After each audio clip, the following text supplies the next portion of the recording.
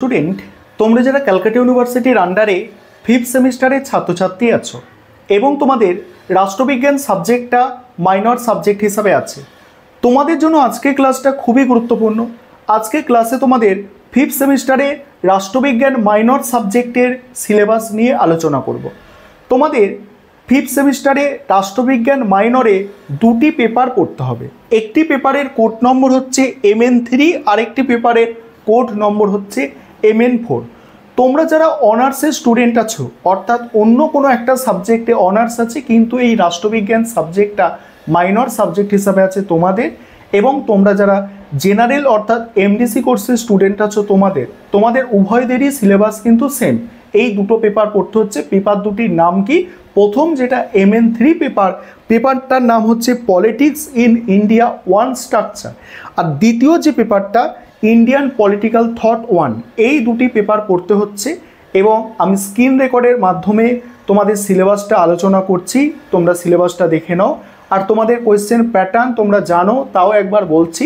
3 ধরনের প্রশ্ন পরীক্ষায় আসবে। 5 নম্বরের প্রশ্ন 3টে, 10 নম্বরের প্রশ্ন 2টো এবং 20 নম্বরের প্রশ্ন 2টো, অর্থাৎ টোটাল তোমাদের একটি পেপার 75 মার্কস, অর্থাৎ 75 নম্বরের পরীক্ষা। এবারে তোমরা এই দুটো পেপারের সম্পূর্ণ সিলেবাস বুঝে নাও। এবারে তোমাদের যে দুটো পেপার আছে MN3 এবং MN4, এই দুটি পেপারের সম্পূর্ণ সিলেবাসটা বুঝে নাও। এবং তোমরা যারা অনার্সের স্টুডেন্ট আছো এবং তোমরা যারা MDC কোর্সের স্টুডেন্ট আছো, তোমাদের উভয়দেরই সিলেবাস কিন্তু সেম। দেখো, প্রথম যে পেপারটা তোমরা দেখতে পাচ্ছ, এই পেপারটা হচ্ছে MN3 পেপার এবং পেপারটার নাম কি? Politics in India 1 structure. দেখো, এখানে মডিউল 1-এ যে টপিকগুলো তোমাদের পড়তে হচ্ছে, দেখো প্রথম অধ্যায় হচ্ছে ভারতের রাজনীতির প্রকৃতি ও প্রবণতা।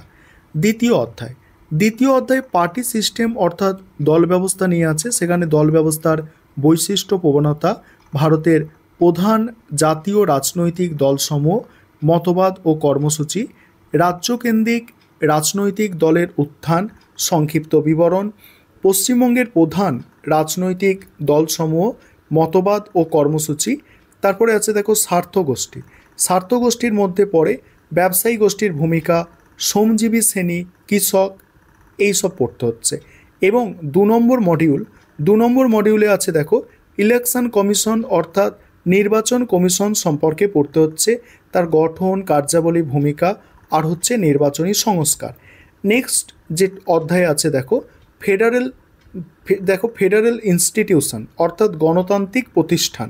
সেখানে অন্তঃসরকারি ফোরাম, রাজ্য পরিষদ, আঞ্চলিক পরিষদ, তার গঠন, কার্যাবলী, ভূমিকা এবং অর্থ কমিশন।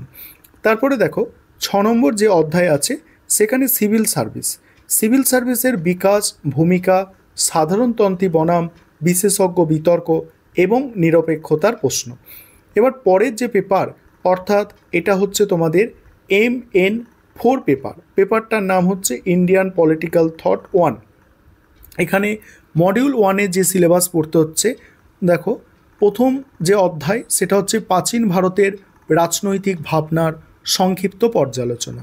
দ্বিতীয় হচ্ছে কৌটিল্যের সপ্তাঙ্গ তত্ত্ব, দণ্ডনীতি, কূটনীতি।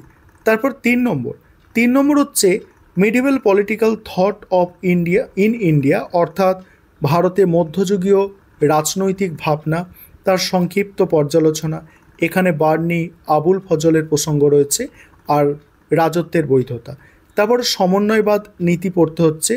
মডিউল 2-এ কী পড়তে হচ্ছে দেখো, মডিউল 2-এ যেটা পড়তে হচ্ছে দেখো, প্রথম এখানে টপিক হচ্ছে আধুনিক ভারতীয় চিন্তা। সেখানে ভারতীয় উদারনীতিবাদের প্রতিকৃত হিসাবে রাজা রামমোহন রায়, তারপর আইনের শাসন, চিন্তার স্বাধীনতা ও সামাজিক ন্যায় বিচার সম্পর্কে তার মতামত। নেক্সট আছে দেখো বঙ্কিমচন্দ্র চট্টোপাধ্যায়, স্বামী বিবেকানন্দ, রবীন্দ্রনাথ ঠাকুরের জাতীয়তাবাদ সম্পর্কে তাদের দৃষ্টিভঙ্গি। এবং তারপরের টপিক হচ্ছে মহাত্মা গান্ধী, তার রাষ্ট্র, স্বরাজ ও সত্যাগ্রহ সম্পর্কে মতবাদ বা মতামত।